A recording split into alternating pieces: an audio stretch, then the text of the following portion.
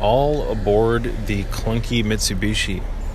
This truck is old and again, loud, but hopefully you'll stay with me regardless of the noise, because we're going to talk about some important subjects here that not a lot of people seem to be talking about, folks. I'm not trying to toot my own horn or whatever they say, but what the hell? YouTube has become kind of a cesspit, has it not? And I'm pretty sure if you're watching my channel, there's a good chance that you agree with me. What the hell, you guys? The quality of things has gone down drastically. Whether it's movies, entertainment, politics, what the fuck is going on? And I'm not saying that I'm perfect, but this channel represents something that is dying in the modern world, and that is transformation, evolution, trying to push the boundaries, trying to become something greater. The Matrix in modern entertainment, etc., it wants you to be complacent and happy with the way things are. And that's a huge flaw, you guys, because when you become comfortable with the condition of your life or the way the world is, you name it, it causes a stagnation. And we all know that stagnation is death. A lack of movement is death. When we become comfortable with culture or our health regimen or whatever in life, it can lead to a lot of problems if it goes unchecked, because we can become comfortable in situations that are not optimal. We may think they're optimal, but there's a good chance that they're not. Most people are on paths that they think are optimal, but upon further inspection, those paths are not optimal. It's very easy to be deceived by your mind, folks, especially in a world where the system caters to that. You know? It's just insane how many people have been tricked by the Matrix. For instance, most people think that their perception that they're currently experiencing reality through, or their awareness, they think that that's the sum total of possibilities. They think that there's, no potential to become enlightened or to experience states of consciousness like Samadhi or Devi Kut or all these other incredible things. And when you believe something like that this is, we're the apex predator of the modern world and humans are just so incredible, and although we are, the way that we're being told that we're incredible is very false, and it's backwards. There's a underlying current that gets taught in the education system. It's perpetuated in the media and online and everywhere, that basically humans are like the sum total. We're the best. We're on the top of the food chain, yada, yada, yada. And it makes people think that there's no more room for growth, if you will. In fact, most people, scientists, etc., will tell you that the majority of human development after 2021, the present moment that we're in right now, will be through technology, not through consciousness. How many doctors, how many scientists, how many experts, if you will, are talking about the evolution of consciousness? How many doctors and experts, etc., even know that the evolution of consciousness is a possible thing? And what I mean by evolution of consciousness is the potential for the mind to be able to become something greater. And I don't mean like, I'm a greater version of myself because I quit smoking cigarettes. I'm not talking about that type of evolution out of bad habits. I'm talking about literal evolution of consciousness, becoming enlightened, pushing the perceptual boundaries that have been given to us. We have the ability to reach incredible states of nirvana, to the point where we could potentially make that the norm instead of this consciousness that we're all experiencing here, this prison consciousness where everybody's miserable with a stack of problems and a bunch of repressed emotions and sexual energies. This is just madness. This is fucking stupid ass madness, folks, and you guys know that. You guys are aware of that, and that's why you're here on this channel. You're here on this channel because you sense that there's much more to life than what you're currently being told and what you've been led to believe. You're here on this channel because you are working towards the magnum opus. There's a good chance, at least. You're a transformationist. Are you not? Come on, be honest with yourself. And although this channel gets nowhere near enough views, there's enough people here to make me feel comfortable that the world's going in the right. And I'm not even going to say that, folks. All I'm going to say is that I thank you for being here with me, for attempting to push the envelope. Let's change this disgusting fucking condition, this disgusting human condition. Drinking some coffee right now. A little bit of cream in it. I don't know if you guys just heard me take that gulp. That's why I mentioned that. Yes, I still drink coffee. Coffee is a natural nootropic compound. But, folks, we've been sold a one-sided story, a bill of goods. You see, the Matrix wants you, and the Matrix is a very real thing, in case you were wondering, but the Matrix wants you, it's not just a metaphor that I use, the Matrix wants you to become complacent and comfortable with the current human condition. It wants you to think that that's all that there is. It doesn't want you tinkering behind closed doors on your mind to try to push the envelope to shatter the perceptual prison you've been put in. They don't want you to regain the perceptual fluidity of your mind and your consciousness. They don't want you guys, moving your assemblage point, which is why there's billions of dollars spent every year by the architects of this matrix to maintain or uphold a certain style of living that everybody has bought into. Let's be honest. Let's look at the goddamn truth. Let's stop lying in order to make things feel more comfortable. You see, your consciousness has a radar system in it. Most of you guys know that something's wrong here. It's another reason you're probably here on this channel. Because this channel represents a thorn in the ass of the New World Order to some extent, to the greatest extent that I can have or generate, if you will. A lot of you guys are aware that we're being lied to. And not only have we been lied to, it's bad enough to be lied to, but our mind has been put into a certain set of parameters where it's now working against us. And most people will never know this. Your consciousness has no perceptual fluidity. Now, your mind, based on the current position of your assemblage point, operates in a very suboptimal fashion. There is a cultural assemblage point position in most of the masses. That's why most people are similar. They're all talking about the same shit, even though people have different hobbies. And I like yellow. Oh, that's cool. I like brown. Oh, I like gray. And I like hippos. And you like giraffes. Sure, people have different interests. I'm not saying everybody's a goddamn clone of one another. I am, however, saying that the human energetic configuration has been put into a very similar position by way of keeping the assemblage point in a very suboptimal position. Now, we've gone over the assemblage point and what it is in older videos, and you can read Carlos Castaneda's books if you want to learn more about it, and you can also watch more of my videos on the subject if you want to learn more about it. I don't have the dexterity, the time, nor the patience to go into great detail about the assemblage point every time I make a video where I mention it. But in layman's terms, the assemblage point is a piece of our energetic field that can move. And as it moves, it shifts your consciousness into new realms. The assemblage point can get locked into certain positions where the consciousness experienced in that position stays the same. When you were born, when you were a baby, your assemblage point was in a very free position, a very optimal position. But as you took on the characteristics of the mass inertia of the world around you, all the people and being told no, and like just everything traumatic at a young age, viewing people talk, everything. You took in all of this information and it instructed a total shift over time of your assemblage point, and it locked there. And now you experience reality in the electromagnetic spectrum through the perceptual blinders, if you want to call them that, of the current state of the position of your assemblage point. It's that simple.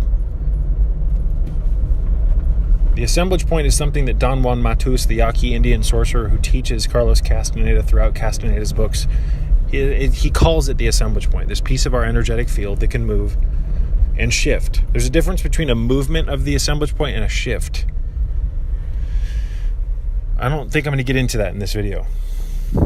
The assemblage point can move inside the aura or outside of it. When it moves outside of the aura, that's known as a movement of the assemblage point. A shift is when it shifts inside the interior of our aura, or what the Toltecs called the luminous cocoon or egg, our energetic field. These produce drastically different effects. Kundalini moves the assemblage point. It doesn't just shift it. And that's why most people who experience Kundalini go through a lot of hardship afterwards. It's because your energetic field is in a completely alien position now.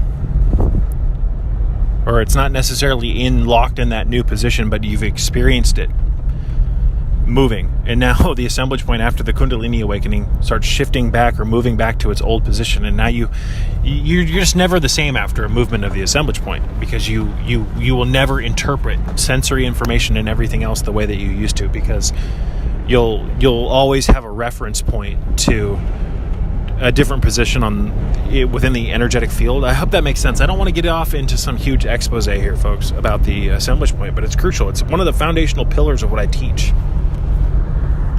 I call it the assemblage point because it assembles information from what I call the God grid, which is a vast labyrinth of energy outside of our auric field that goes through our assemblage point and creates awareness and perception. So, again, I don't mean to copy Castaneda or Don Juan, but it's what it is, you guys. We have a filter on our energy field that can dictate how we interpret reality and data. It's much more complicated than that. I call it the assemblage point because it assembles information. It's a perfect description of what this piece of our energy field is. Not a lot of people are talking about this. A lot of people are trying to teach you that, even like these health gurus and these morons, they're teaching you to like stay in your current state of consciousness. They're not teaching you to try to pierce through it and experience alien foreign realms. And I don't mean like extraterrestrial alien. I mean new, uncharted territories. Your energy field is a giant map. The assemblage point moves in this map and creates different states of consciousness based on how it interacts with the electromagnetic spectrum. I mean, what the fuck is going on here, guys? I mean, honestly. This is some madness. Am I wrong? This is total fucking madness. And if you can't see that, you're blind. People say, oh, Brandon, what are you talking about, bro? You're so negative. You're a pessimist. You need to find peace. I have plenty of peace. You know what I have peace in?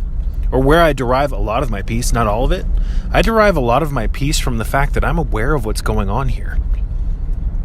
I have a tremendous amount of satisfaction from the fact that I'm not a perceptual prisoner, folks.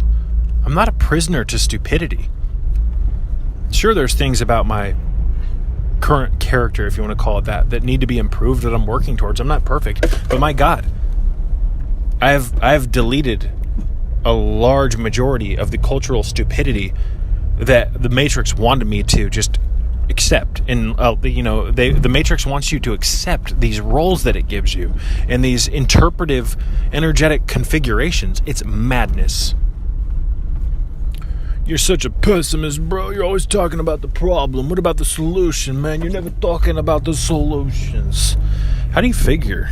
This whole fucking channel is about solutions. In order to have a solution, you have to know the problem. We have, as part of the solution, the full body relaxation exercise, certain forms of yoga, such as but not limited to some of the yoga principles that Frank Rudolph Jung taught. We have the thoughtlessness exercise, so that you can, over time, get rid of all of the foreign installations in your mind that you think are your thoughts, which are actually just a stream of nonsense that you have learned to identify with. This is how the ego is born. Your thoughts. You think your thoughts are yours, and they're not, folks.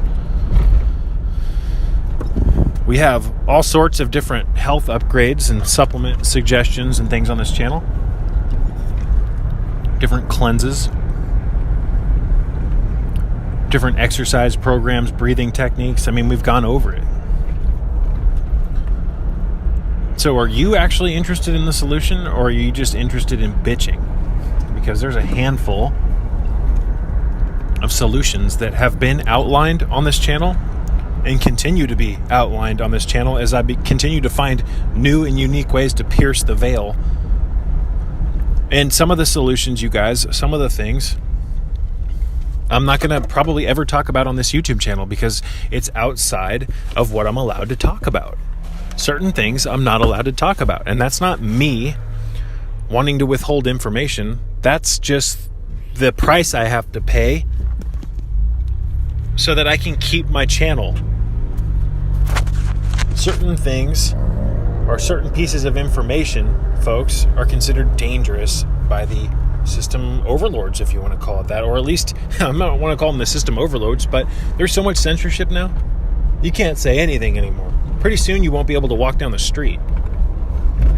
Do you not see the problem here? There's a lot of issues going on here in this world, folks. You always talk about the problems. Here we go again. No. It's like, don't you want to know what's underneath the water that you're swimming in? That will regulate whether or not you're comfortable, or that'll instruct. You got to know what's going on, folks, unless you just want to be a moron. Ignorance is bliss to the fool. Why do you think ignorance is bliss? What do you think that means, folks? Why is ignorance bliss? Think about it. Ignorance is bliss because you don't have to acknowledge the harsh reality or the truth of reality. You don't have to look at what's underneath you while you're swimming in the ocean. You get to act like everything's okay until it's too late. You don't have to, worry. Ignorance is bliss. That's where, I know so many people who call me a pessimist, for instance, and then, they claim that they're conscious, and I took the red pill and this, that, and the other. Well, what do you think the red pill is? That's shedding the ignorance is bliss program. You're all comfortable here in this realm and acting like everything's fine, saying you're conscious and you took the red pill and bashing people for trying to spread the truth. Just more liars. More liars. You don't have peace. I absolutely have peace.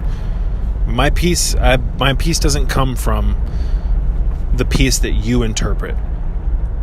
You see, you think peace is like never having a worry or feeling close to some invisible entity that you were told is God, or you just think that everything happens for a reason. That's the type of peace that you harbor. I don't harbor that type of peace. I harbor the peace of a warrior. And a warrior's peace comes from the fact that he or she is ready from all angles at all times based on the understanding of the geography and terrain around his or herself. A warrior's satisfaction or peace comes from the control over his or her own mind and thinking processes. The warrior knows that at all times the warrior's mind is subject to manipulation. And some of the most grand and, peaceful sounding things that seem oh so sweet and kind are the biggest enemies to the warrior. I hope that makes sense. I really do hope that makes sense. You see, I don't just accept things because they feel good. I don't just accept things because of how I was raised. I don't just accept a culturally, accepted view of God or a higher power because that's the first thing that was told to me by my parents or this, that, and the other. The foundation of my ethos, if you will, the foundation of how I interpret reality is the question. Just like Trinity says to Morpheus in the first Matrix film, it's the question that drives us. Go and watch that film, the first Matrix film, when Choi goes to pick up the hack from Neo in room 101, and Choi gets the program or the software from Neo, if I remember properly, and says, wow, you're my own personal Jesus fucking Christ. What do you think that means? That's a Christ consciousness reference. That's a Kundalini reference. The number 101 has to do with that as well. Watch the scene, what was on the computers as well, when Neo wakes up before Choi knocks on the door. He then sees the white rabbit on the arm, I believe, of Choi's girlfriend or his friend, whatever the fuck. And he, because of, I'm not going to get into some explanation of the Matrix, but long story short, he was told to follow the white rabbit. Well, there's a white rabbit on the chick's arm. He then is asked by Choi to go to the fucking bar or wherever the hangout is, and Neo says, sure, I'll go. And there he meets Morpheus, or Neo, or Trinity, excuse me, unexpectedly. And Trinity says to Neo, it is the question that drives us. The question, ladies and gentlemen, is something that will drive any initiate insane. Anyone who is given a kiss by the Kundalini will be forced, by repositioning of the assemblage point, the mind of the initiate, of the flame of the Kundalini, will constantly question everything. The shifting of the assemblage point of the initiate will cause the mind to operate in what can be considered Luciferian frameworks. And what I mean by that is Lucifer is the great archetype of the rebeller. You will rebel against things. You will start to rebel against what is considered logical concepts in this material realm. Things that have been taught to you, things that you used to believe were real. You'll begin to question them. The idea of God. So many different things. You will be turned into the questioner, because through asking questions you arrive at knowledge, and through the accumulation of knowledge that can be put into practice, you can potentially come across or obtain wisdom. Without wisdom, you don't have gnosis. So much more could be said about that, folks. I'm not going to ramble about that in this video, however. You see, the true path to enlightenment comes with a loss of sanity. And those who have been there will know exactly what I mean when I say that. You have to lose your sanity and be reduced beyond zero to be built back up again. And everyone who has been there will know what I mean by that. And the people who haven't been there will think I sound crazy for saying that. True metamorphosis, enlightenment, whatever you want to call it, comes through the rebirth process, whatever you want to call it. Christ consciousness, it comes through the energetic reconfiguration of your energy field. This is done through the assemblage point and all the other mechanisms that are tied to the energy field. When you move the assemblage point, it drives you crazy. When you shift it or you move it, when you move it, you certainly will be driven insane for a period of time. Insanity is something that most people don't want to let go of because, you know, that's how you identify with the fake world that you've learned to love. That you say you hate, but you've learned to, you enjoy parts of it, don't you?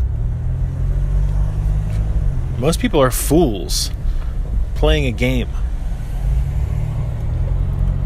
pretending to be things that they're not. So I could go on and on and on forever about this shit, ladies and gentlemen. On and on and on about it. Because I'm living it. Not only have I lived it, but I'm living it. I've gone through changes and sacrificed things that have driven me to insanity's edge. Or sanity, the edge of sanity. You see, all of you guys think that, a lot of you, or not all, but a lot of you think that, you think that the process of like taking the red pill and like becoming enlightened, which is Kundalini, you think that it's like going to happen the way that your mind expects it to happen. You're not aware of the fact that it's trauma based. Enlightenment is trauma-based mind control, but it's not mind control in the sense of you being conditioned like a puppet or something. You're being taught to control your mind through trauma. You see, energetic reconfiguration causes trauma by simply due to the fact that when you move your energy field through the Kundalini awakening, it forces your assemblage point out of its habitual position that you've had it in your whole life. You don't think that's gonna, you think that's gonna be easy? You think that's gonna be fun? You don't think that there's gonna be some problems that arise? Get real. This is one of the greatest ways to sniff out a charlatan or a liar. It's something that can be smelled like a horrid stench by those of us who have gone through these changes. Enough's enough, folks. Enough's enough. But anyways, I'm going to wrap this one up. The wind is really strong, and I'm going to take Luna running. There's so much more that could have been said in this video. We live in a fake world. Well, the Matrix is a fake artificial world that's been put on top of the Matrix, ladies and gentlemen, excuse me, drop my phone, is a fake world alongside a real world. Your perception has been molded by culture, which is the fake world, to operate in a very specific function. You've operated in this way your whole life, and it's become the sum total of how you look at reality.